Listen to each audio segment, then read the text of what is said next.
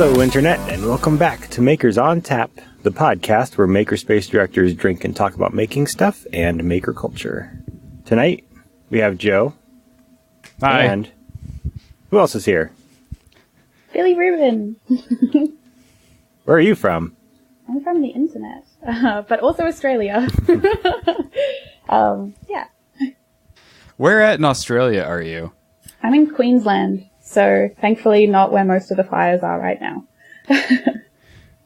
Up until recently, I had this terrible misconception that Australia wasn't anywhere near as big as it is. Thanks to map projections being stupid. Yeah. And now I have a pretty good idea, thanks to all the wildfires, of how big Australia really is. Yeah, it's almost as big as the US, like USA. It's Lay them over the top. basically the Pretty same much size. Yeah. But we have far, far, far fewer people. So, yeah, a bit more dispersed.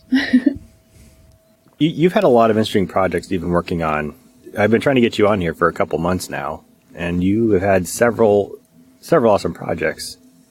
I think when I first reached out, you were working on some sort of Polly Pocket PC that was like tiny and like, I don't know. What are you working on now? And like, what do you do? What do I do? Okay. So most of my time I spend moderating the 3D printing subreddit and the 3D printing Discord. So yeah, I help moderate both of those, or admin the Discord now. But yeah, in terms of project-wise, I really love 3D printing, and making lots of things with my 3D printers. I fell in love with printing about 2 years ago, and just fell head over heels for it. But traditionally come from more crafty backgrounds. So like, I actually did an apprenticeship as a costume maker back in the day, my first job out of school. And, so I have like quite a sewing-y sort of background.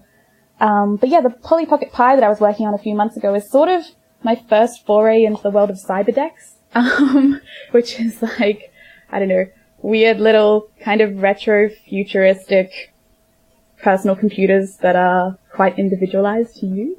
And yeah, the little Polly Pocket Pie, I want to make like an eye patch monocle display and then like have it kind of like, I don't know, I know it's like crazy. It's Awesome. Really silly. I love it. That's awesome. Yeah, and I want like little love heart keys for the key caps and like have them like glow through pink. Like I just want it to be so sickly sweet that it like makes people want to vomit. I just think that would be fun. Yeah, so that's the Polly Pocket Pie.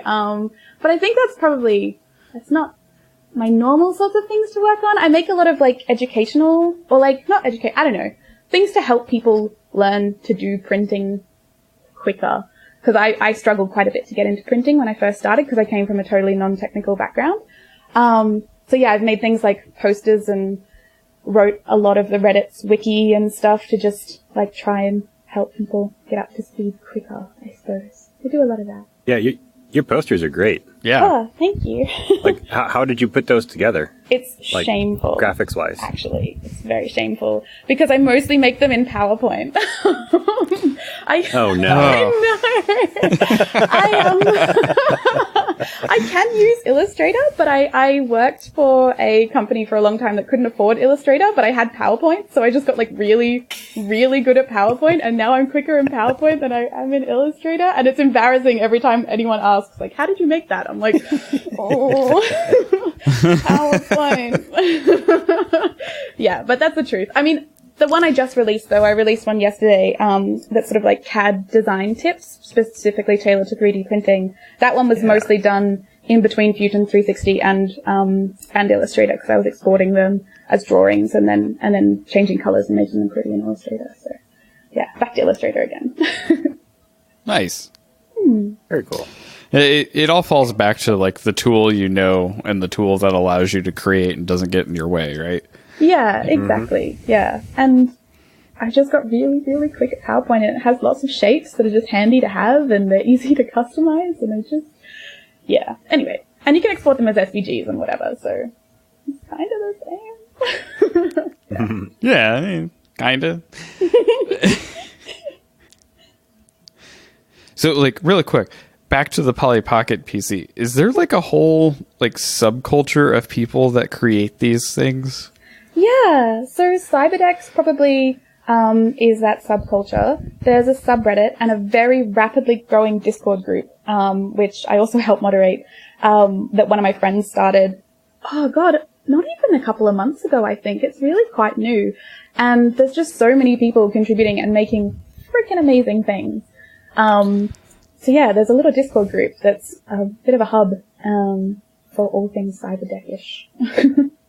Didn't Naomi Wu make one out of like a makeup container? I saw that one. Yeah, she did. Yeah, it's like concealed makeup container kind of one. Yeah, for sure. I think I remember seeing that. Yeah, that was a while ago. She's always ahead of the time, that woman. That's so cool. That's such a neat concept. Yeah, it's really fun.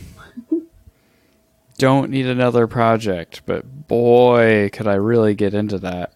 Yeah. I was just talking about how much I love like completely ridiculous computer interfaces with a friend today, and dude, it would totally be a jam. You would meet so many fellow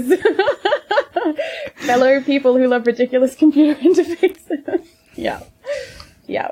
There's talk of like totally voice controlled things and like total VR desktops and I don't know, just wacky computer things. It's really fun. I feel very out of my league. Like everyone there is like a bajillion times more technical than I am. But you know, it's cool to be around. If you're the smartest person in the room, you're in the wrong room, right? Like it's cool to be around. Yes, inspiring people. That's right. Yeah. Very right. We say that all the time here. Like, oh, really? That is exactly where I want to be, where I can be stupid and learn. Hell yeah. I love that. I love learning. I think that's probably been my main drive throughout my whole life is just acquiring new skills and just learning how to do things. Just love it. Gives me so much satisfaction to create stuff out of random, information, I suppose. So, are you a serial collector of skills? Yes, and that is in my bio on Twitter. Have you been looking me up?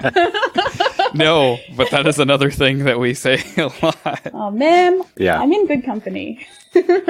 You are. You are. So what about you guys? What have you been working on? I don't know. I feel like I'm talking a lot. That's why you're here. Go for it, Aaron. All right.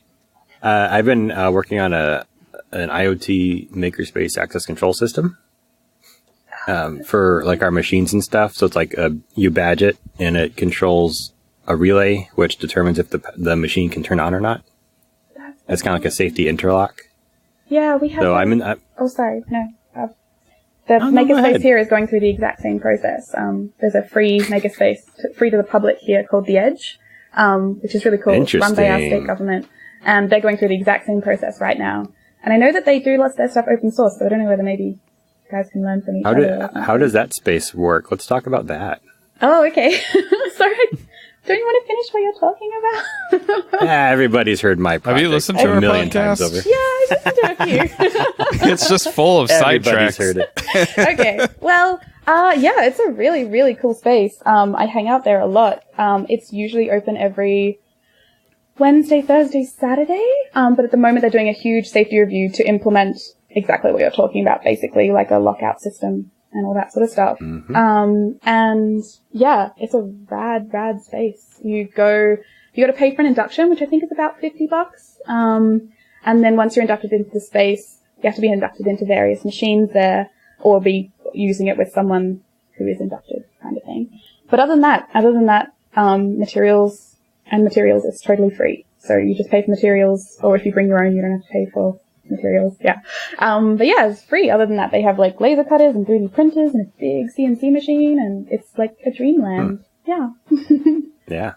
That's awesome. Yeah. You said that was state run? Yeah, state run. Yeah. Through our state library. It's very, very cool. Through the library system. Okay. Yeah, we have a big university here that's very tech oriented, so I think they sort of had a finger in the pie in getting it set up as well. But yeah, it's a very cool space. I hang out there most Thursdays, not Thursday. We will have to check that out. Yeah, actually, it's interesting because it's called...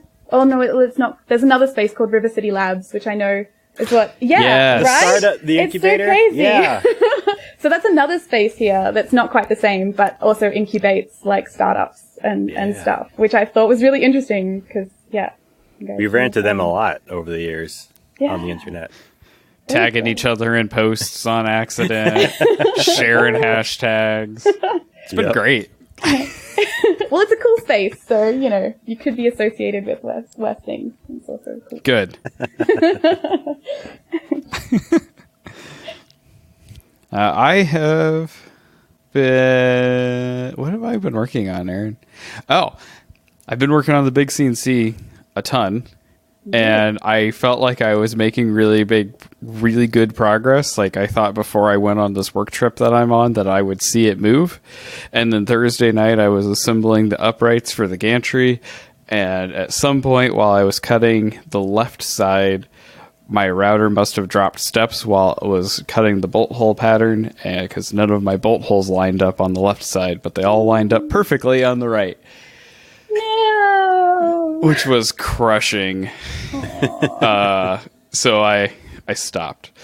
But the other thing that we've been working on is I finally got to dive into screen printing after I bought all of the stuff after Milwaukee Maker Faire. And we screen printed some 2-color hoodies, which is my first time doing 2-color printing. And they came out great. So we made some Makers on Tap hoodies, and I made some hoodies for my consulting company thing. So it's, I'm excited about screen printing again. Yeah. Screen printing is great fun. My parents, they had a kids' clothing company when I was a youngling. And, they had a screen printing carousel under the house. So screen printing is like my childhood. Love screen printing. Yeah, super cool. We have a 4-color press at the space, and it has turned out to be pretty great. Yeah. So that's awesome. Lovely. Well, what else have you been up to, Billy? I don't know. I designed a felt 3D printer that 3D prints in felt. It uses wool instead of filament. And let's talk about that more. Okay. Yeah, so I designed it a little while ago. It uses a process called needle felting, which is generally a handwork technique that you use using loose wool that hasn't been spun into like a yarn. Oh my god, words. Mm-hmm. Right. Like the loose fuzzy wool, and you like poke it with this needle that has little downward facing barbs that kind of tangles all the threads together and forms an object. Sort of how needle felting works. And then I thought, if I could put a needle felting needle that kind of like jabbed downwards, sort of like a sewing machine, onto a 3D print head and fed it wool, maybe it could make 3-dimensional objects out of wool, which would be really cool because like currently 3D printing materials are like generally rigid and hard, but the things we do have that are soft and flexible are like TPU and stuff, where it's like flexible like a rubber, which is like not necessarily what you want to curl into at the end of the night, or like, you know, snuggle with. It's not human and fuzzy and stuff. And I don't know, it'd be cool to like be able to like 3D print a pillow that's like exactly to the way you sleep, or, you know, insoles for your shoes or something, or cute little teddy bears or whatever. So yeah, I made a little prototype for the sort of tool head months ago, and kind of moved it around by hand, and it seems to work. Like, it seems to actually felt the stuff together, which is like crazy. I couldn't believe it worked. And so now I'm getting some help from some friends to build it into a machine and get it all working G-code wise and stuff. We're hoping it won't actually need custom firmware or anything. We'll just be able to mechanically convert the sort of extrusion, like the normal extrusion commands into the sort of jabbing motion. So yeah, that's something I want to get in time for MRF, which I'm heading to next year. Well, this year, you're heading 2020. This year? This year. In a You're few going to be at months. MRF? Yeah, I'm going to be at MRF. Oh, nice. Awesome. Yeah. Awesome. I'm so excited. I'm actually being sponsored by Antithesis Labs. I'm helping, James, the owner, write a manual for his little rep wrap, which is really cute. It's called a Hornet, and it has like printed rails that are quite neat. And anyway, I'm helping him write the manual, and he's like, we've been friends for a while, and he's like, you should come to America and come to MRF. And I'm like, okay, heck yeah, that would be amazing. So yes, he's very, very lovely. And I will be at MRF. And TCT Rapid not long after that.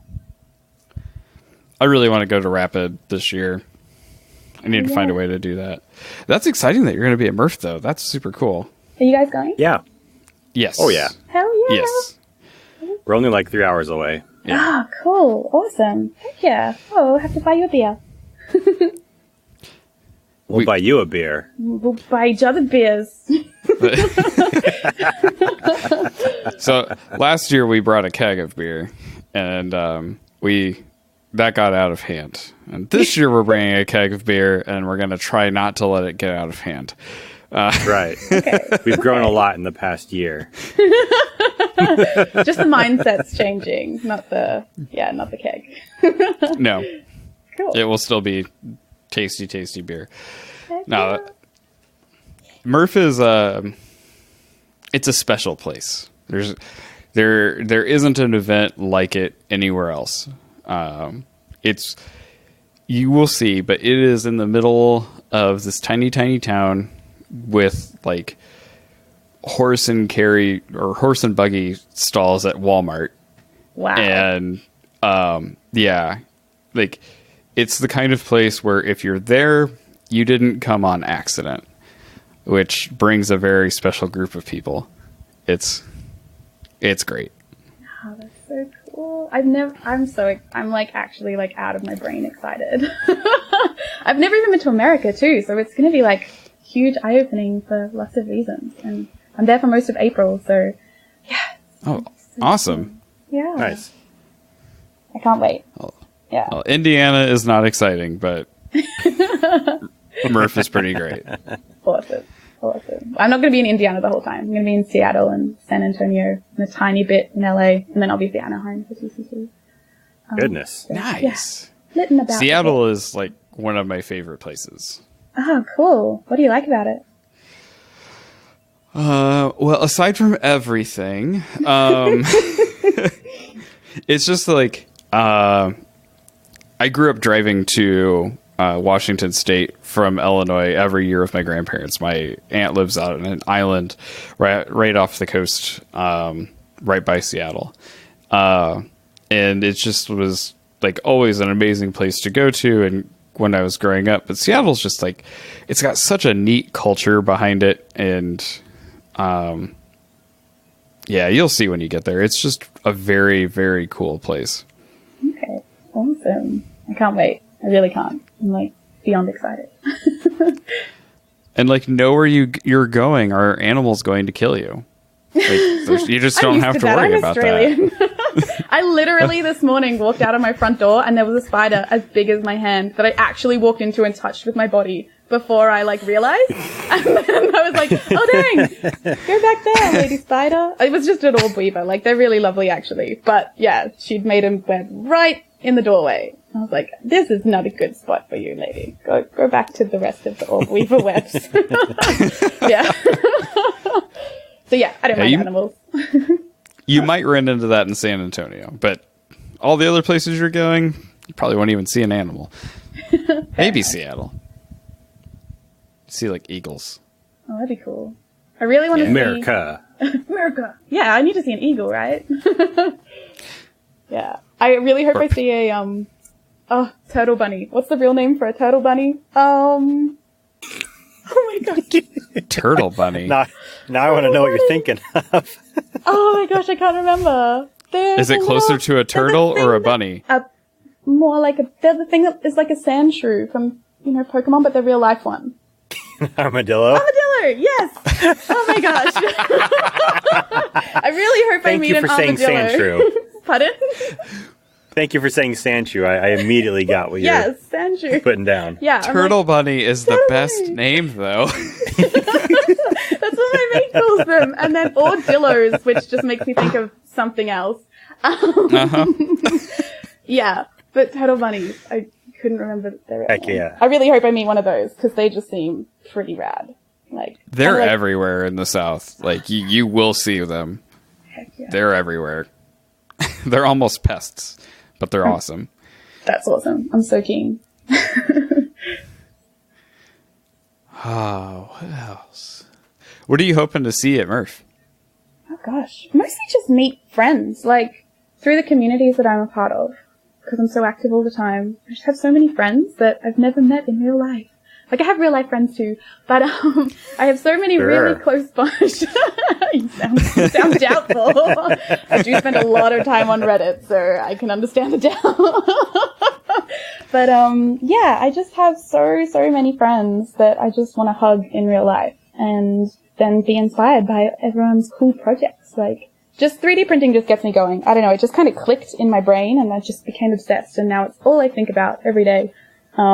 And yeah, my poor boyfriend, I think, sometimes feels second best to 3D printing.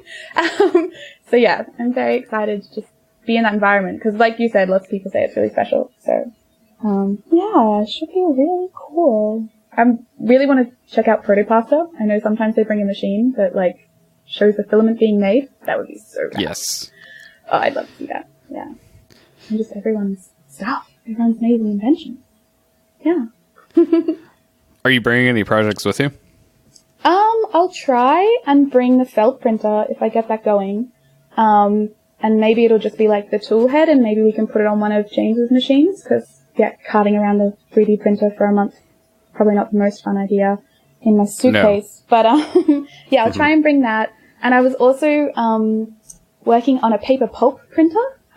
So if that gets done in time, I'll bring that as well. Yeah, I've seen someone make one before, and I got all inspired. Yeah, and I was like, that would be really cool, because I recently found out I have ADHD, and it made a lot of things in my life make sense. And I finally have medication, which is so life-changing in so many regards. And I cleaned up the great big pile of receipts and random bits of paper and stuff that I've had for 10 years, and had this huge, literal, wheelie bin-sized bag of paper. And I'm like, this is all got loads of sensitive information on it, so I have to take it to work in bits and then shred it, and that was really boring. But now I can turn it into prints with a paper printer, so that's way more exciting. So if I get that done, which I'm not sure I will, but if I do, I'll bring that too. Man, this all sounds so familiar. All ideas you've done. No, just so many projects. If I get this done, this will come to Murph. Yeah. And I'm just recently finding these things out about myself, and yeah, it's so familiar. We should hang out more, clearly. Yeah. But yeah, other than that, I'll probably just bring a bunch of posters and some of the projects that I've sort of been recognized for, like my fabric printed necklace, and I don't know, just other little things like my D&D dice that are sort of crystal shaped, and I don't know, random little cosplay things and little tools I've made. Yeah, just bring whatever will fit in my suitcase while leaving room for lots of filament, because shipping is so expensive to Australia. Yes. Yeah, I'm pretty much just bringing a whole suitcase just for things I want to buy while I'm there. Could you talk a bit about your fabric printed necklace? Because I haven't actually done any of that yet. Oh, cool. Well, yeah, How does that work? David Shorey, I believe, came up with the method. But basically, I have a little article on it. I can send that to you. It's on Let's Print 3D. But, yeah, you basically start your print, lay down 3 layers, and then add fabric, that's usually a lightweight sort of weave, like a tulle or an organza or something along those lines, and then continue the print, and it sort of just sandwiches it between the layers, and yeah, kind of just sticks the print to the fabric, which is quite cool, because then you can make, things that only move in certain directions, so you can make fabrics that only fold in a certain way or whatever. But I made it to make a necklace that kind of looks like it's floating, because I use a really lightweight tulle that's very similar to my skin color, so it just looks like this necklace is sort of floating on my body magically. Nice. Yeah.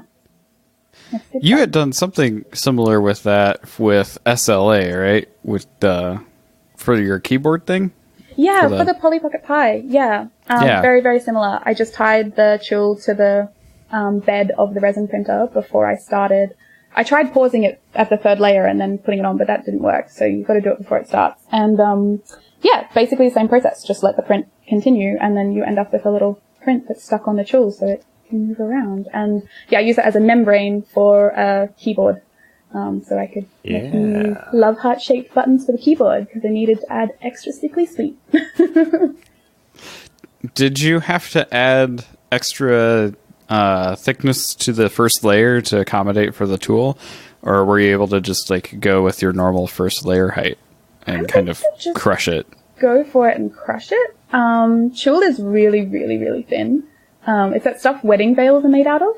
Okay. So it's like that super, super thin stuff. So I just crushed it. And it worked. So do at your own risk. If you print a fakes, don't blame me. But yeah, it worked for me. Yeah. What printer did you do that on? That's a really clever way to do that. Yeah. Yeah. The resin one I did on an Anycubic Photon. Which is my little resin baby that I got last year sometime. Maybe it was before.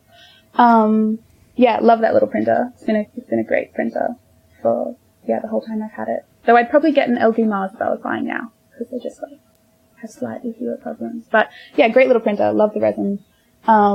Originally got it for D&D. That's why I bought my first printer, Dungeons and Dragons Minis. I think that's like a lot of people, nice. But yeah. Mm-hmm. Yeah, I love that printer. And then the FDM one I mostly use now is an Anycubic Cossel Linear Plus. I have really cheap printers. It's kind of sad. But this is just a hobby for me. I don't make any money. Cheap printers. Well, it's like I'm always griping about on the show now. Like the cheap Chinese printers are making ridiculous quality now. And unless you're kind of an enthusiast or like you have a real goal or you really want to get into it, it's almost hard to justify now, and it's kind of frustrating. Yeah, and I sort of feel the same way. Like I think now that I'm a little more mature in my knowledge about the community, I probably wouldn't be buying like my other machines are the one I learnt on, which is Cocoon Create Model Maker, which I bought at Aldi, which I still think is quite a good machine for Australians because it has a warranty and it just runs. It's like a Wanhao i3 Mini clone. So yeah, just like a little neat little one. But my other one's a Creality CR10S5, so the really big 500 by 500 by 500. And I've had so much trouble with that one, getting it going. And I probably don't, and I think I just understand more about the community now and how 3D printing came to be. I probably wouldn't buy another cheap Chinese printer. But I think I fell prey to the same thing a lot of new people do, in that, oh, it's exciting and new and cheap and I'll try it out kind of thing. And then, yeah.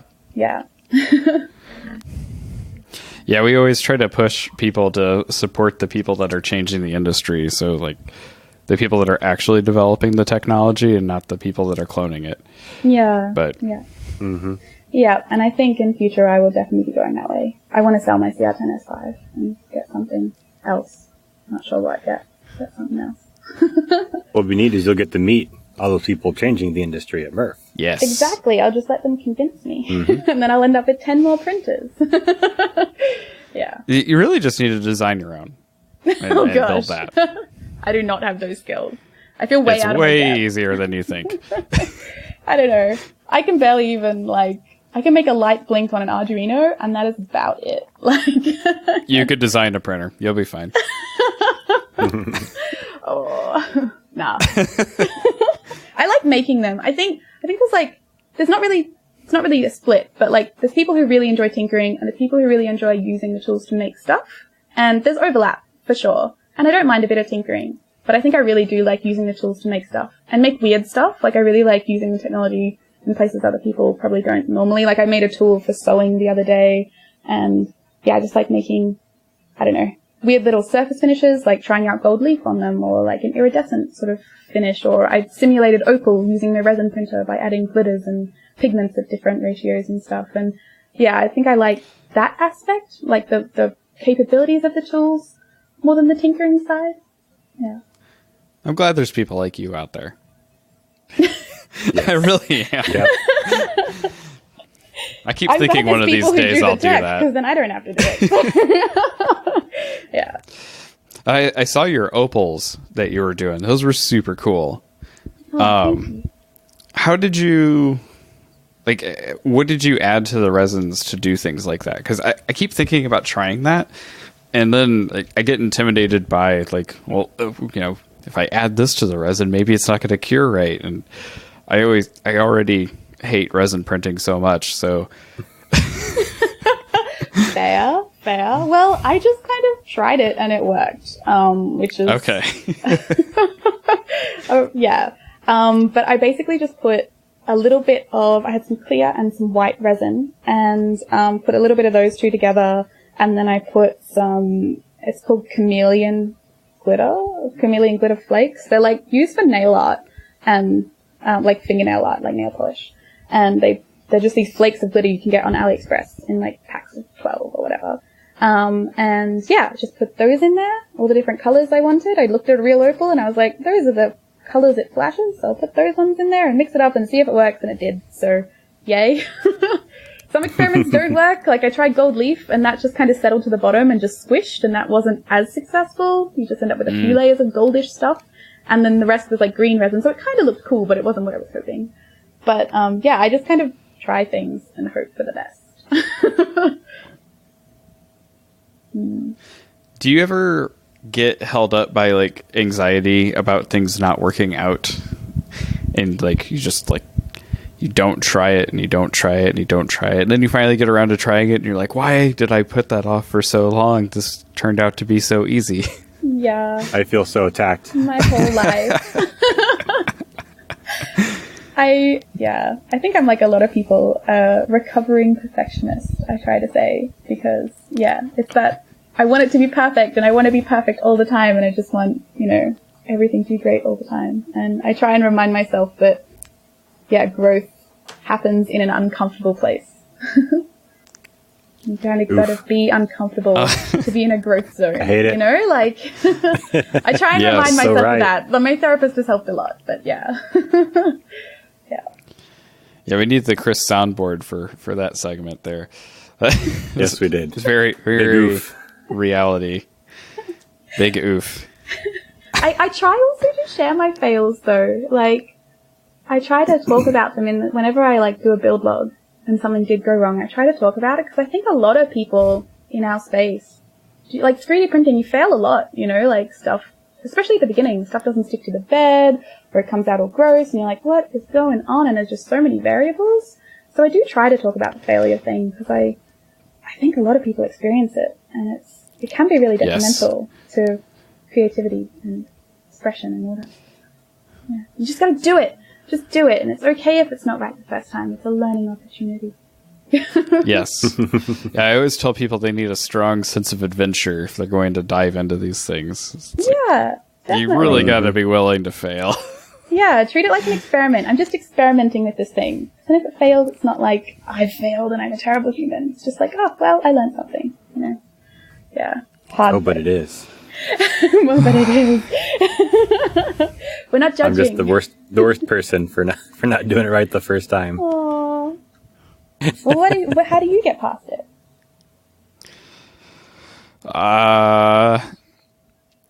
Usually I hit a point where like I've made a deadline for myself and I just have to go through it to get to that deadline, or like never do it.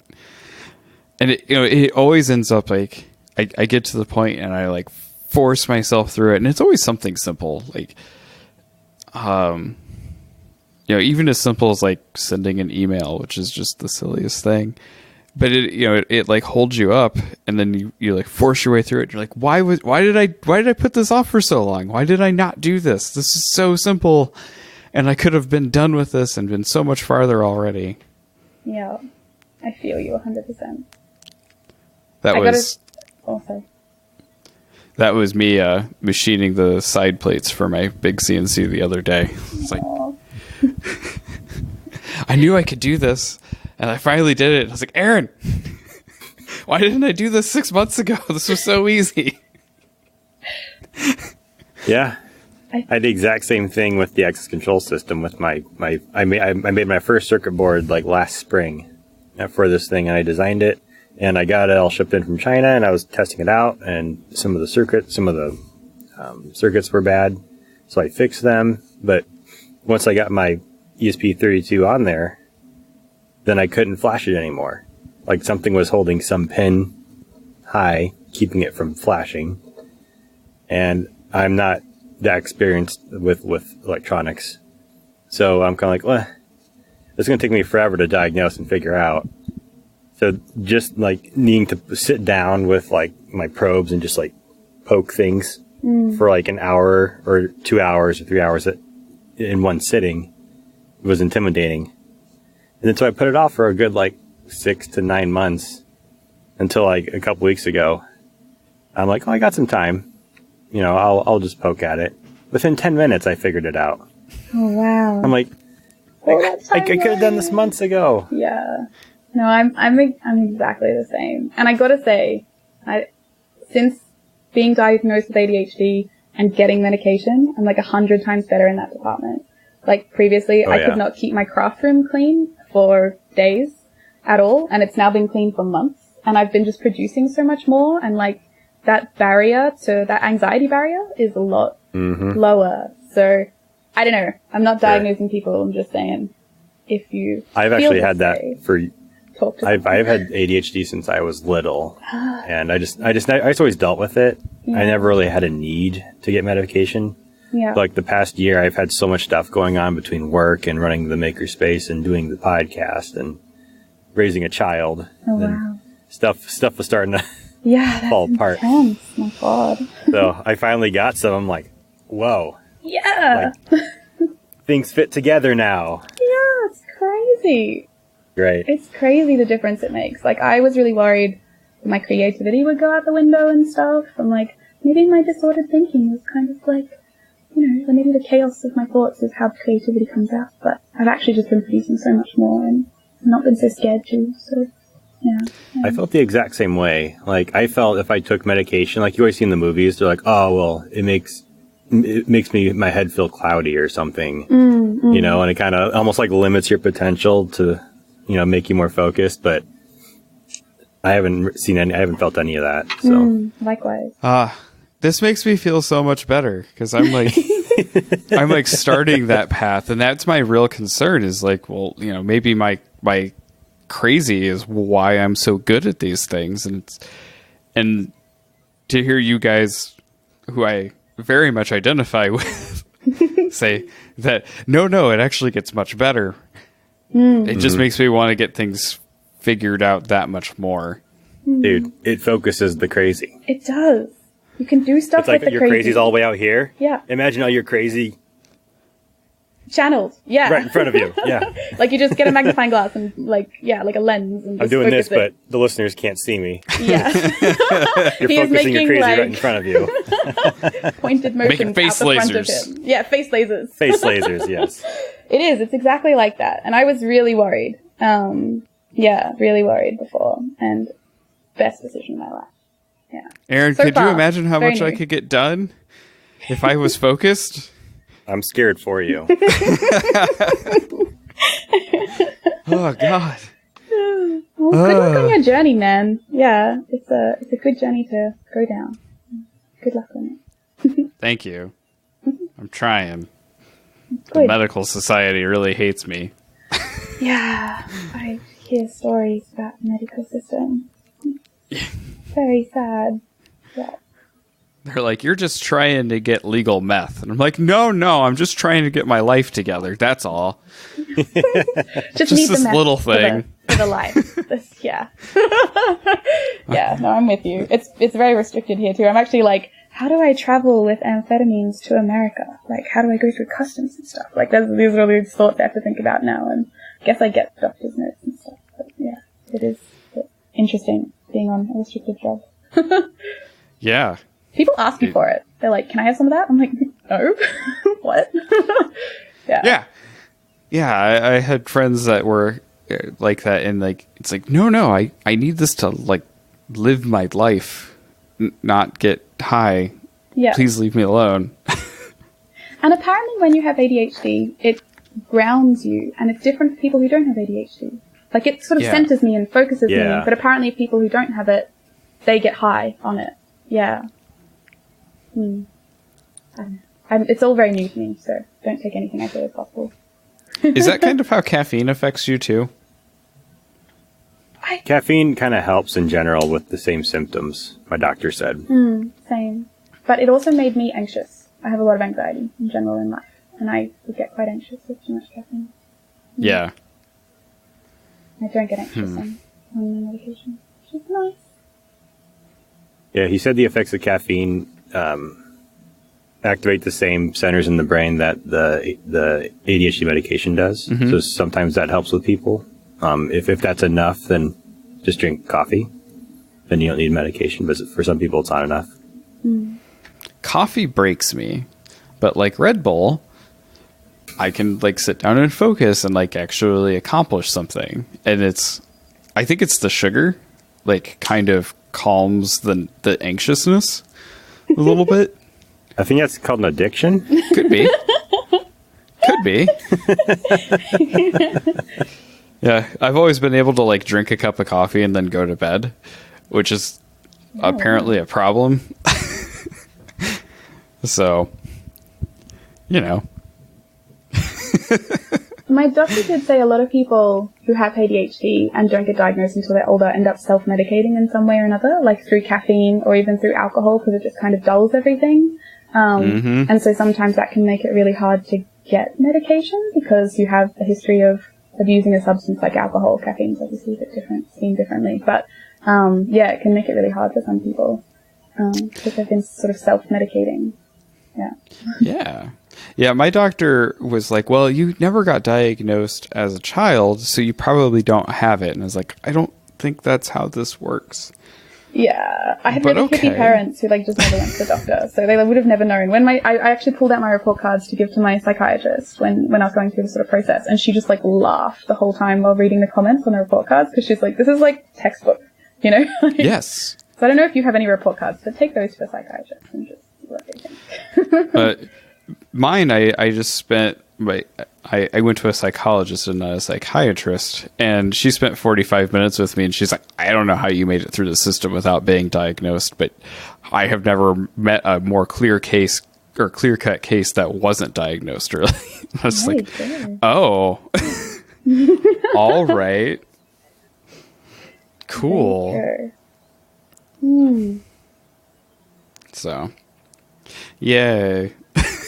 I do wonder how many people, because once we started talking about it on Twitter and stuff, lots of people were like, oh, join the club, you know, like, it seems like it's, I don't know whether it's a correlation, but there just seems to be like lots of people out there in the spaces at least I move in that, have ADHD. That's actually what got me to do it, was I got on Twitter more, and I saw there's like a whole bunch of people on Twitter who are also on it and have the same sort of issues, and talked about how it made their lives better. And like really kind of destigmatized it for me. Yeah. Like I always feel like, oh, well, I feel like if I have to get medication, that means I have a problem. And I don't really want to admit that I have a problem.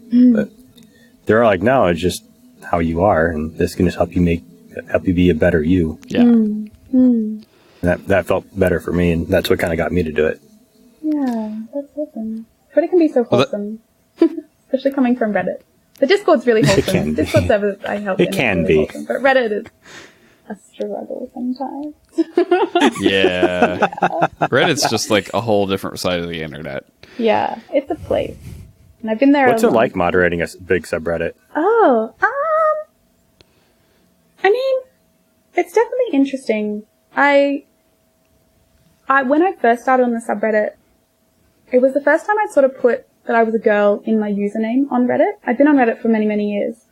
But I started posting, and it was more obvious that I was a girl. Previously, people would assume I was a guy, even if I was talking about my boyfriend. And that was really eye-opening because I saw how differently I was treated when people knew I was a girl. And I didn't really get it before that. And then I was like, wow, this is like a problem, like a real problem. And it was very, very eye-opening. And I sort of the reason I sort of accepted the moderator position was because I didn't want that happening to other people because I found it very disengaging, and I nearly quit the internet several times, after sort of sharing my work. And even just like my hands, you know, like that would be enough to sort of set people off, seeing my hands with my long fingernails in it, which was just kind of like, like really eye-opening. And I just kind of went, I don't want other people to have to deal with that. So that's why I sort of accepted the position when it was offered to me. And yeah, it is eye-opening. There are people who just go out of their way to, like, I've had real-life stalkers from stuff that happened on Reddit, who, like, go to events that I might be going to and stuff like that, and then, like, death stare me and things. And yeah, it can get quite scary. but I also think it's really important because I want people to have a safe space, and I like seeing what people have to share, and I think it's really cool, and I want it to be better. So, yeah, I continue on. But it is intense at times. Yeah, intense. That's really disturbing and horrible. Mm-hmm. Yeah, I learned that there are people out there who just don't see me as a human. Like, they just don't see me as human. So it was. Yeah. Well, this took a turn. I'm sorry. But Reddit also is No, beautiful sad. and amazing. Like, I do love the system of the way it can filter content for interestingness. And I love that, you know, some really, really cool projects get shared and I get to see them there. And the community is so big that it can achieve quite cool things. So it is still a freaking amazing place. And there's some beautiful, beautiful moments. And I think overwhelmingly people are really lovely on, I think in any community it kind of has to be that way. Otherwise it doesn't function. Right. But yeah, I think overwhelmingly people are really great. And mostly for my moderator actions, I get really good feedback, which is really nice actually, I think. And I take a little bit of pride in that, or a bit of thankfulness in that, I think. Because I try and be very honest and transparent when I'm moderating about things I take down and why and all that sort of stuff. And I generally get pretty good feedback about it, which I like. I think that's pretty cool. And yeah, I just try and get people, when they're, particularly with the behavior sort of stuff and the sexism and racism or anything else like that, I try and just get people to remember that the other person is a human. Like, I usually just go, this comment's been removed, this isn't acceptable here. In future, you know, remember the human and be excellent to each other. And that's usually how I try and approach it, is like, in that positive direction. And I think that generally gets good feedback, which is nice.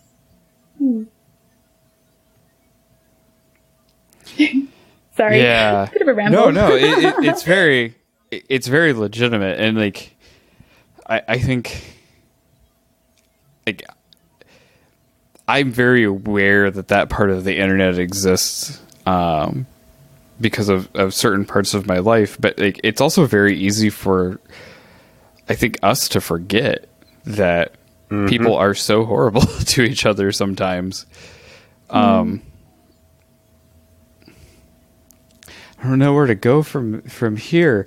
I want to like recognize that, and I want to talk more about it, because like we try to deal with certain difficult things on the show, like so many podcasts and like YouTube channels and things, like everything's great, life is wonderful, and everybody needs to be excellent to each other, and like they completely gloss over the fact that people can be really terrible sometimes, and or struggles can happen, and you know, life is real, and we try to not gloss over those things.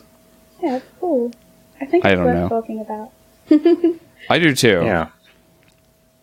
Yeah, I guess sorry, continue. Oh, I was just going to say we've had some friends end up in some really scary stalker situations, you know, and similar things to how it sounds like you have ended up. So, you know, it is a very legitimate reality.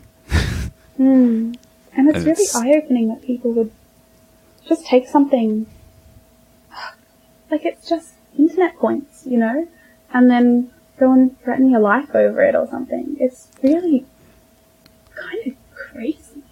Like, yes. I suppose it's also just like, because there's so many people, the likelihood that some of them would be seriously unhinged, like, just because of the sheer mass of people, you end up with more of those people meeting you, I suppose. Which is like something I learned, I don't know whether you guys know this, or if it's even appropriate to talk about on here, but I've made adult content before, under the same name. And I think that ties into it a little bit too. Yeah, like, I think just because you're meeting so many people and exposing yourself to so many people, the likelihood that you'll meet someone who is a bit more than a bit unhinged increases. Whereas, yeah, if you're not exposed to so many, you're less likely to meet someone like that. Yeah, we had friends that got married about a year and a half ago, and they set their wedding dresses on fire, and like it got worldwide coverage. And while they were wearing it. Yeah, while they were wearing them. Dang. And it was like super cool, and they got so many death threats. What? It was just insane, and I think most of it was because it was a lesbian couple getting married, but the amount of threats and just insane comments that they got in emails, and people found their address, and like it got scary for a while, and it was just crazy. So Terrible. Oh, yeah, that's terrible. it wasn't cool. No. Yeah. It's really not cool. And yeah, I don't know. It's hard to know what to do, but I just try and use empathy and try and make differences where I can. Obviously, I'm not the only person on the team, so, you know, there's lots of different ways of working, I suppose. So I try and work within those bounds and do the best I can.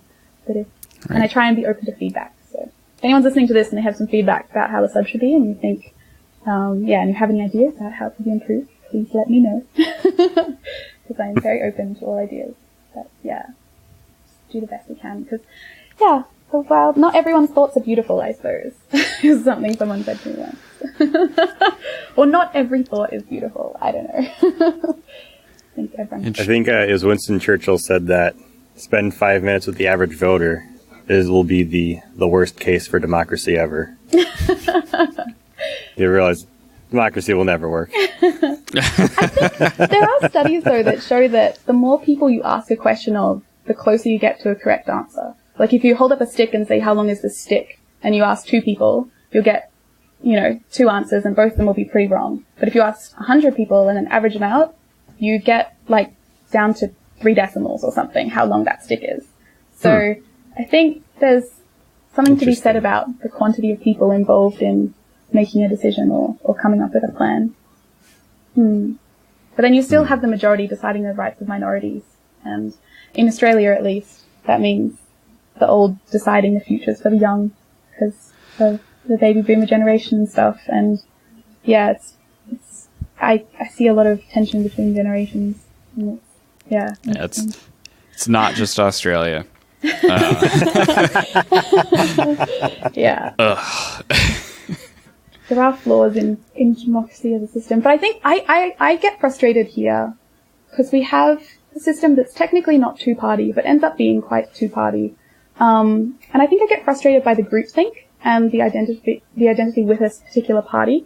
And it's like, I am a Labour voter or I am a Liberal voter. Interestingly, our Liberal is our sort of right-wing conservative party, but it's called Liberal. Confuses everyone on Twitter.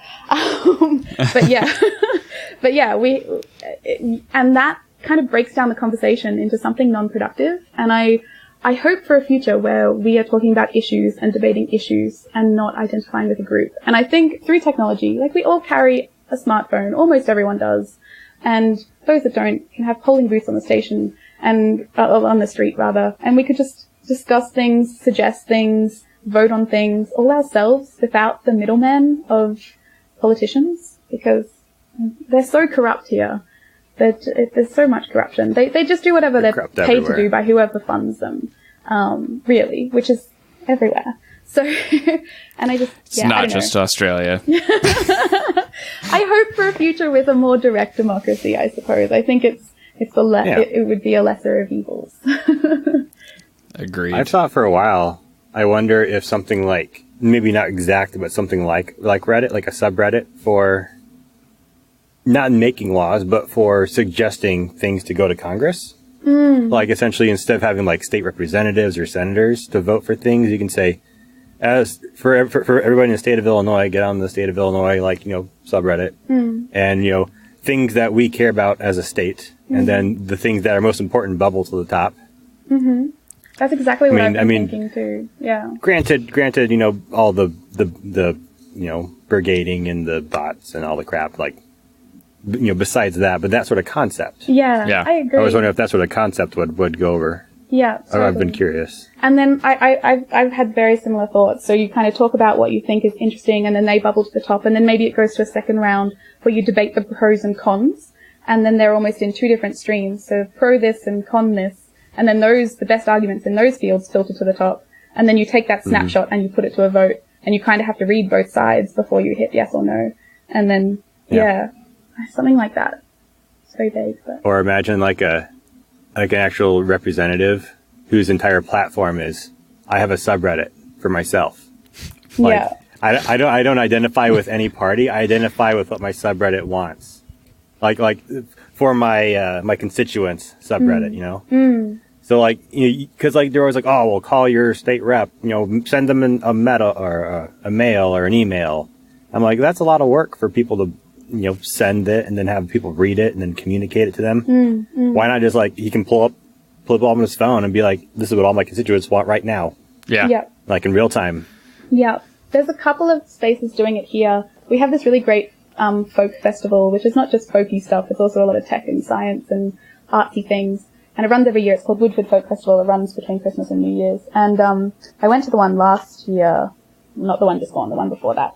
And they had a party talking about that. I think it was called Flux. And they did some big workshops about designing a better democracy. Which, they have a platform very, very similar. One of them is running, to be elected and as an independent. And then they just have a little platform and they vote exactly as on every issue. They vote exactly as the platform designates, with people voting within it, which I just thought was really cool. So every time the vote comes around, I put them as number one. We have quite a different system in Australia. You never lose a vote by voting for an independent here. So you can kind of tell the big parties what you care about by voting for the little guys. So, I always put them as like number one. I'm like, yes, be gone, politicians. Do not need. That's excellent. Yeah, it's a slightly different system. Because I had voted independent last time, and I feel like I threw my vote away. Yeah, I know that kind of is the way it works in America. And that's how some of the parties here try and convince people it works. But it doesn't, because your vote actually ends up getting rolled up to whatever that party associates with. So there's three main parties. There's the left and right, and then the Greens, which are like far left, I suppose. And so people who care about the Green stuff generally vote knowing that the Greens won't get in, but that their votes will go to the Labour Party, which tells the Labour Party that we care about what the Greens are saying. So it, in theory, helps shift how the Greens vote in Parliament and stuff.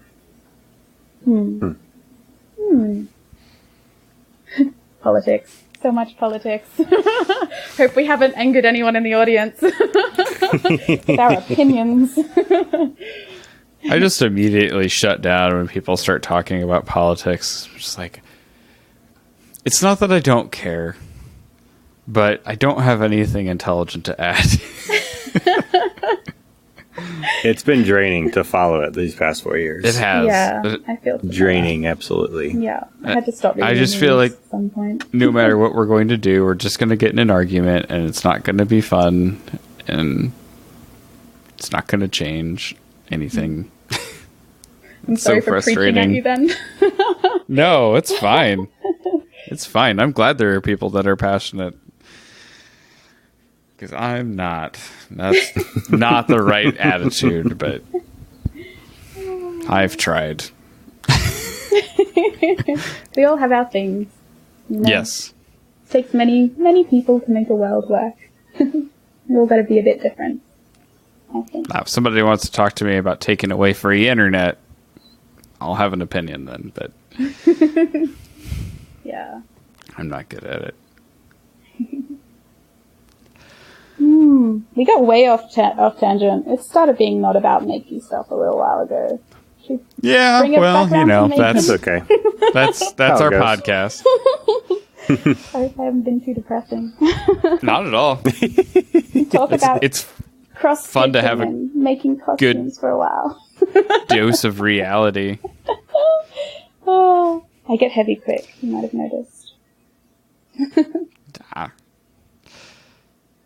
Well, so we're about at the hour mark, which is about where we usually kill it. Do you have anything else that you want to talk about, Billy? I don't know. Come see me at Nerf. Give me a hug. say hi. That'd be real cool. Love to meet lots of people. What else? I don't know. Where should people find you on the interwebs if they want to find your projects and stuff? Yeah, Twitter. So I'm Billie Ruben Make on Twitter. And then I'm on the R3D printing and the largest 3D printing Discord, which you should just be able to Google. There'll be a link. But maybe I'll hand it to you guys too. I mostly hang out in those areas. And I'm starting on YouTube, I think. I really want to start doing creative stuff I do for work. So soon, potentially there'll be a YouTube. There's a video in the works. I'm doing a video on how to make your own DIY gradient filament. So like changing colors in the filament. Which you don't need any extra tools for. You can just do it with your existing machine. So yeah, I have a little process for that. And the video mostly done. So hopefully I'll release that. It's that anxiety thing, right? People have been asking me to make videos forever. They're like, do it! You should make videos! It'll be great! And I'm like... Yeah, those people don't understand how much work it is. Yeah, that too. But I think, honestly, it's just my anxiety. Like, I'm just like, and what if it's terrible? And blah. I don't know. So, going It will be, and that's... okay. Yeah, I think that's it. That's where I'm at. I'm like, it's gonna be a bit... Are we allowed to swear? I'm very Australian. Yes. Okay, it's gonna be a bit shit. But sucking at something is the first step to being kind of good at something. So I'm gonna give it a go. You got it. Yeah. So yeah. Yeah. But Twitter. You heard... Twitter. Oh, I was gonna say, if you've heard our first podcast, it wasn't garbage. I've been listening to your recent ones, though. They're good. I was putting them on while I was working on that poster, actually. So I was, like, having them in the background, having you chat away, awesome. Which is really lovely. Yeah, it's really nice having, like, company while I'm making. Yeah. You know. Good. Thank you. Marks. But, yeah, you guys are good company. I'm glad we're good company. It is really lovely. I feel like I've, like, talked so much, though. Do you guys have anything you want to talk about? I feel real rude. We talk every week. And we usually talk about the same stuff every week. Yep. So it's okay with me. Okay. I won't feel too bad then. I have Imgur too. I have Imgur as well. Yes. I'm What's also that? on there. Imgur is like, it's like an image host for Reddit. I still see it like you're that. Imgur. But it's technically not anymore. It's technically its own thing. But I still see it like an image host for Reddit. So yeah, it's interesting. My posts do really well on Imgur a lot of the time, and I don't really mean for them to, because I'm kind of just posting it there so I can post it on Reddit. But I've been on the front page like a bunch of times there, and it's interesting, because it's accidental. I always am surprised by what people like and what they don't like. Like, you can put so much effort into something, and it just gets, like, no attention. And then you just, like, randomly throw something together in the afternoon, take a picture of it, and everyone's like, wow, that's the best thing ever, to the front page. And it's really interesting, just what people respond to. Yeah, I don't think I've really worked it out. Yeah, but when you do, that's when you like really make it. When you figure out what the masses want. Apart from like posting at the right time and making it really obvious what I'm doing, other than that, I don't understand it at all. Like, and I get on the front page every, like, you know, I've had some pretty top scoring Reddit posts and stuff. Like, there's posters and stuff and the necklace and things, and I end up there a bit. But yeah, mystery. Humans are interesting. Awesome. Well, thanks for coming on. I'm excited we finally got you on. I've been trying for months. I'm so sorry. This has been great. I get No, so it's busy, fine. and then I Yeah. get stressed, and I'm like, oh my god, I keep saying yes to things, and now I have to do things, and oh my god. So yeah, I'm trying to get a bit better at like pacing myself a little bit. And not You sound like breaking Joe. myself out. Oh my god. Joe's like, yes, all the things, yes. Yeah. Let's start that project. I'm with Like, you. Joe, I need you to say no. Remember what we talked about? You say no. Or just like in a couple of months, which is what I did to you. So thank you for your patience. I really appreciate it. And this has been really lovely. Thanks for listening to me ramble. Yeah. Thanks for coming on and rambling. We had a blast. It's been a lot of fun. Yeah, you guys. Looking great. forward to seeing you in a couple months. Heck yeah. It'll be great. Hitting up your keg. I'll exchange you filament. Done. Beautiful. All right. Cool. All right. With that, Keep making stuff. Keep making stuff. This is the end of the podcast.